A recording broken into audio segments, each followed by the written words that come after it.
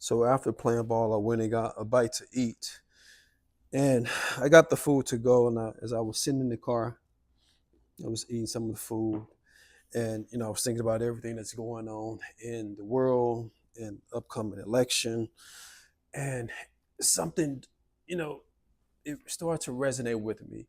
With this election, I saw an interview of Kamala Harris with the joint interview and her inability to answer questions. And what stood out even more so was, you can tell certain things about a person's temperament, their body language, their their perceived patience or non-patience, or that body language like the audacity of you, or that elitism, or I'm too good, or the fake I'm above approach type of feel. And mind you, that is all subjective, but something popped out and made me understand why a lot of black men voters do not support Kamala Harris. Of course, there are women that don't support her.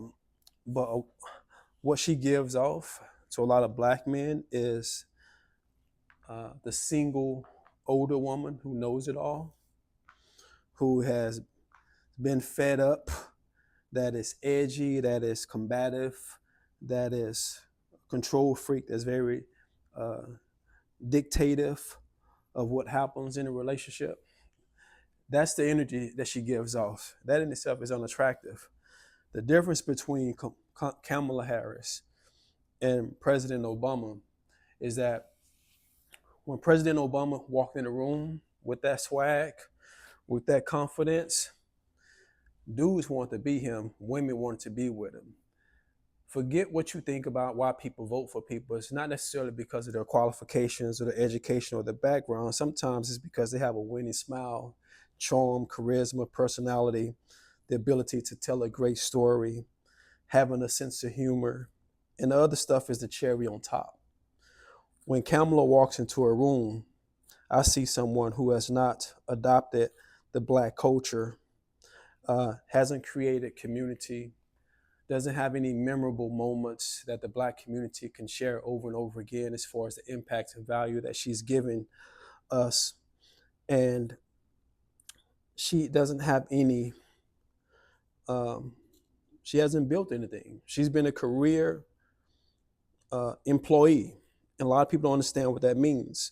A lot of times when we are complaining about representatives in politics and people who represent us, we always say we're sick and tired of the same old stuff over and over again. And that's career politicians. Sometimes people say that, but you don't realize that Kamala Harris is a career politician. She's also a career employee, meaning that she's not a boss. She's never taken risk. She's never built anything. She's never taken a loss, learned from that loss, and through her ability to um, follow through and bounce back, to be inspired by her comeback, she's been a career worker. And if we're talking about running the country and getting it back on its feet because it's in shambles right now, it's an absolute embarrassment, similar to California where I am.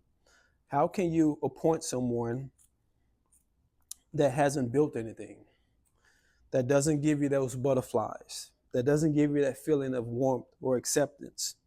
For the black women, my mama would probably say, boy, if she was alive, she would say, boy, I'm gonna whoop yo. But then I would explain to her my rationale, no different than I explained to her my rationale back when I voted for Trump, and she actually voted for Trump as well too. Because it comes down to leadership. So many people are caught up on race, gender, and other things when it comes to this.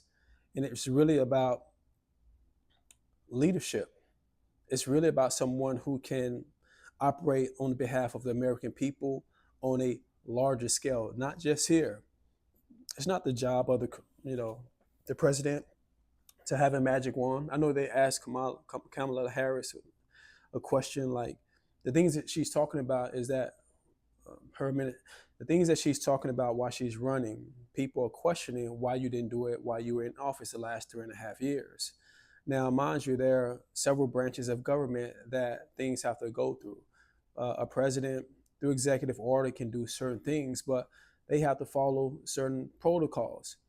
Who do you think is best fit to negotiate something on behalf of the American people? Kamala Harris with the I know it all single black woman vibe that can't get a man? Mind you, I'm jokingly with the context because she is married to a white man. Um, but I think you get the sentiment of what I'm talking about. I don't take lightly having to go against a black woman, striving to be great, striving to go after the highest office in the land. The disrespectful part to me, and that I feel appalled by, is that there are so many more powerful, strong, educated, and capable black women that exist in this country over her. That's the best that we have to get behind and champion for the president of the United States. That's what I'm appalled by when I see so many black women supporting her. And we know it's just because she's black. It's the homegirl, it's the sister, it's the culture. Now it's about the culture when we can't spend our own money with each other. Now it's about the culture when we can't end the violence in our communities, in our neighborhoods. So now it's about the culture.